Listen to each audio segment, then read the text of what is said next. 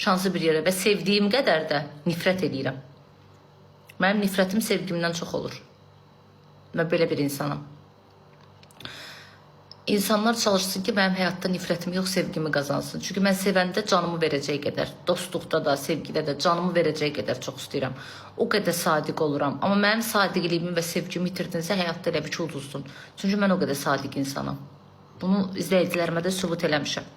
İnsanlara bir yerə qədər şans verirəm, bir yerə qədər keçirəm. Amma vay o gündən ki, mənim valım dönsün. Dönəndə məni dədəm də qəbirdən dura gələ, məni geri qaytara bilməz. Bax, mən belə bir insanam. Yəni, qəlbim tam qırılmasın. Başa düşdünüz? Mənim qəlbim tam qırıldısa, o mövzu mənim üçün bağlandı. Mən pis günümdə, pis vəziyyətimdə, yaxşı günümdə mən hamı yanımda ola bilər.